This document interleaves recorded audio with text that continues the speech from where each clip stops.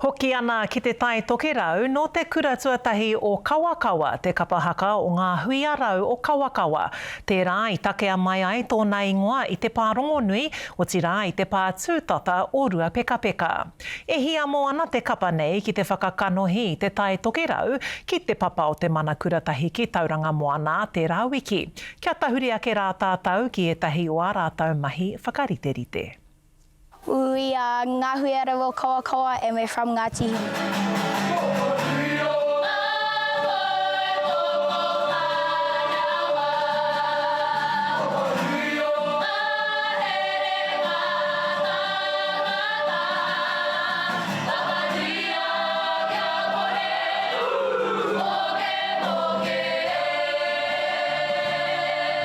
Ki ana, tērā whenua, ko te huinga o te rautangata ki runga o rua peka peka, nā ka whakarāpopotohia ki Huiarau, ki Ngā Huiarau o te kura nei o Kawakawa.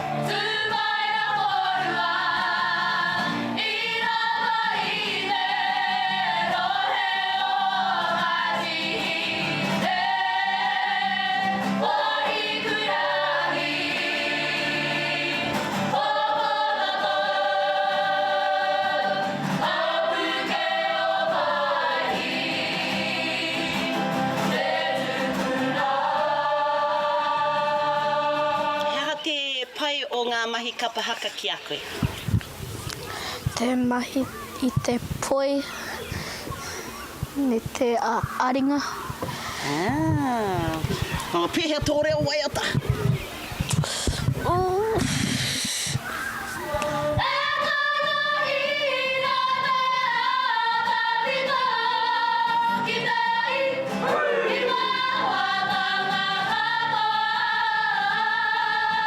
Whakatō I tētahi whakapono ki roto I o tātou tamariki kei ngā kura auraki me ki e roto I ngā tau kua kia ahakoa kei ngā kura auraki he Māori tonu ngā tamariki nei e noho Māori nei ki roto I enei momo kura.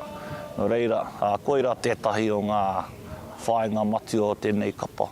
It's very empowering and it's a cool feeling to represent where you're from. I hope we just go out there, represent where we're from and just do our best.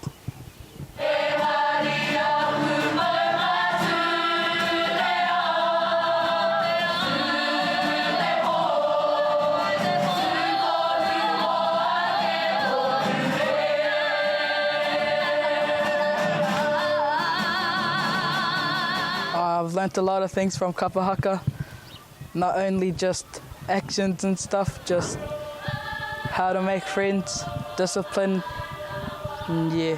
Tētahi o ngā kaupapa ka tōia ko ngā kōrero mō penetaka tūāia me rāwiri I puhirake e ki ana I ngā pakanga ki runga o rua peka peka I reira rāua. Mahi ana I ngā mahi e aru hāre ana I ngā tohu tohu kauitima. No reira, whai muri mai tērā ka hoki rātou I roto o tauranga, nā ka whakatū rāua I te pānei o Puke hina hina, I runga I ngā wheako hia ki runga o rua peka peka.